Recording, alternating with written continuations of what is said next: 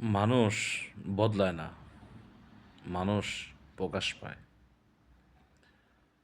ক্ষমতা কাউকে নতুন বানায় না। ক্ষমতা মানুষটার ভেতরে যা ছিল সেটাকেই আলোয় আনে।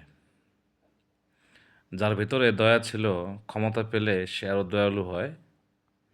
আর যার ভেতরে অহংকার ছিল, ক্ষমতা পেলে সে আর লুকাতে পারে না। ক্ষমতা আসার আগে মানুষ সবাইকে দরকার বলে, কারণ তখন সবাই দরকারি।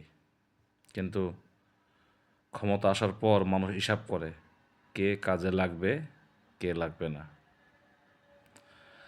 আগে যে মানুষ হাত বাড়াতো, পরে সে মানুষ হাত গুটিয়ে নেয়, কারণ তখন তার আর কাউকে প্রয়োজন নেই।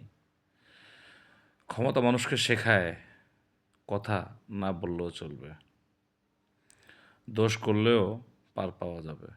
এই জায়গাটাই মানুষকে আসলে বদলে দেয়, কারণ যখন ভুলের শাস্তি থাকে না, তখন ভুল অভ্যাস হয়ে যায়। আর অভ্যাসই মানুষের চরিত্র তৈরি করে। ক্ষমতা মানুষকে একা করে, কারণ তখন সবাই তার পাশে থাকে। তার জন্য না, এই জন্যই ক্ষমতাবান মানুষ ধীরে ধীরে মানুষ চিনতে ভুল করে। শেষে সে নিজেই আয়নার সামনে দাঁড়িয়ে নিজেকে চিনতে পারে না। সবচেয়ে কষ্টের কথা কি জানেন?